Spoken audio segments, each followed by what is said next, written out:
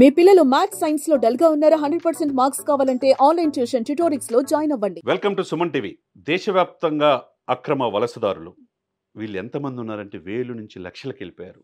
ఒకవైపు వెస్ట్ బెంగాల్ కావచ్చు, రోహింగ్యాల రూపంలో, ఒకవైపు మహారాష్ట్రలు కావచ్చు, ఒకవైపు హైదరాబాద్ కావచ్చు, లేకపోతే తెలంగాణ కావచ్చు, ఆంధ్రప్రదేశ్ కావచ్చు. ఇందుగలడు అందులేదని ఎందెందు ఎతికినా ఈ ఉగ్రవాద మూలాలు ఉన్న వ్యక్తులు వలసదారులు ఊరకనే ఉండరు.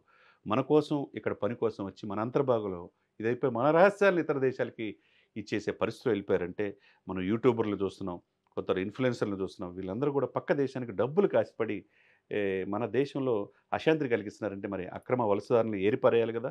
ఆ ఏరిపారే క్రమంలో ఇక్కడ కాదు, భారతదేశం ఒక్కతే సమస్య కాదు, అమెరికాలో కూడా మనం చూస్తున్నాం. లాస్ ఏంజల్స్లో ఏం జరుగుతుందో చూస్తున్నాం. అక్రమ వలసదారులని ట్రంప్ ఉక్కుపాతంతో మోపి వాళ్ళని అక్కడ అమెరికా వదిలిపెట్టి వెళ్ళిపోయేటట్టు ఆయన ప్రయత్నం చేస్తాడు. మరి అదే సమయంలో దశాబ్దాల తరబడి భారతదేశంలో ఉండిపోయి ఇక్కడ ఇక్కడ ఈ గాలి పీల్చుకుంటా, ఈ నేల మీద బతుకుతా, ఇక్కడ తిండి తింటా భారతదేశంలో అశాంతి కలిగించే వాళ్ళని మరి వలసదారులని వాళ్ళ దేశాలు పంపించాలి కదా.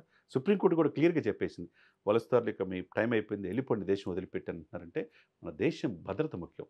145 కోట్ల మంది ఆకాంక్షలు ముఖ్యం, వాళ్ళ సేఫ్టీ ముఖ్యం, మన మహిళల భద్రత ముఖ్యం. కాబట్టి వలసదారుల్ని నిక్కచ్చిగా ఏరివేయాల్సింది అది తెలంగాణ కావచ్చు, ఆంధ్రప్రదేశ్ కావచ్చు. ఎక్కడ ఆపరేషన్ సింధూర్లో చూసాం, అమాయక మంది 22 మంది, పహల్గాము ఉగ్రవాదులు 22 మంది అమాయకులను చంపేశారు. తర్వాత ఆపరేషన్ సింధూర్ ద్వారా మనం ఆర్మీ, నేవీ, ఎయిర్ ఫోర్స్లో ఏ విధంగా ఉన్నాం ప్రపంచానికి తెలియజేశాం. కాబట్టి మన దేశానికి, మన దేశ ఆంతరిక విషయాల్ని పక్క దేశాలకు ఎవరైతే చేరవేస్తున్నారో వాళ్ళు ఒక కంట కనిపెట్టుకుని ఉండాల్సిన అవసరం ఉంది. అక్రమ వలసదారులు ఏమన్నా మీ ఇంటి పక్కన ఉన్నారంటే డెఫినెట్గా వాళ్ళ సమాచారం పోలీసులకు ఇవ్వండి.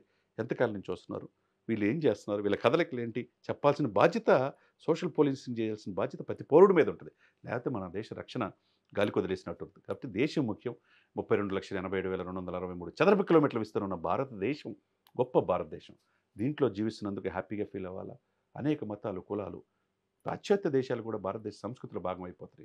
మనం మన దేశాన్ని కాపాడుకోవాల్సిన బాధ్యత మనందరి మీద ఉంది కదా, ముఖ్యంగా యువత మీద ఉంది కదా. డాక్టర్ ఏపీజే అబ్దుల్ కలాం గారు ఏం చెప్పారు? అవుల్ బకీర్, జైన్ లాబ్దీన్ అబ్దుల్ కలాం గారు ఈ దేశానికి రాష్ట్రపతి చేసిన గొప్ప వ్యక్తి. యువతే భారతదేశానికి ప్రాణం అన్నారు. మరి యువతని మనం కాపాడుకోవాలి. కళ్ళ సార్థకత చేసుకోవడానికి ప్రయత్నం చేయాలంటే ఈ అక్రమ వలసదారులు ఎక్కడున్నారని ఏరివేయాల్సిన బాధ్యత ఇటు ఆ రాష్ట్ర ప్రభుత్వాలకి, పోలీసులకు ఉంది, అదే సెంట్రల్ గవర్నమెంట్ కూడా ఉంది. అప్పుడే దేశం సుభిక్షంగా ఉంటుందనేది 100% అందరూ చెప్పుకున్న మాట. కాబట్టి ఎక్కడున్నా, ఎక్కడ మూలాలు వీళ్ళకున్నా, ఇక్కడ సహకరించే కుహన లౌకికవాదులను కూడా ఏరిపారేయాల్సిన అవసరం ఉన్నది. కాబట్టి research and analysis wing and intelligence bureau and NIA, national investigations agency, వీళ్ళని ఒక కంట కనిపెట్టుకుంటూ ఎక్కడున్నా ఏరివేసే పనిలో వాళ్ళు ఉన్నారు. కేంద్ర ప్రభుత్వం కూడా గతంలో ఎప్పుడూ లేని విధంగా రక్షణ విషయంలో బడ్జెట్ కూడా కేటాయించి పోలీసులకు కావచ్చు, ఆర్మీ, నేవీ, ఎయిర్ ఫోర్స్ కావచ్చు, అన్ని రకాల అధునాతనమైన ఆయుధాలు ఇచ్చేస్తుంది. కాబట్టి మనం సోషల్ పోలీసింగ్ కూడా చేయాలి. పౌరులుగా మన బాధ్యత ఏంటంటే మన పక్కనున్న ఎవరైనా మన దేశానికి ఇబ్బంది, శాంతి భద్రతలు విఘాతం కలిగిస్తే, మన మధ్య, మన కులాల మతాల మధ్య రెచ్చగొట్టడానికి ప్రయత్నం చేస్తే డెఫినెట్గా వాళ్ళని పట్టించి పోలీసులు పట్టించాల్సిన బాధ్యత అందరి మీద ఉంటుంది.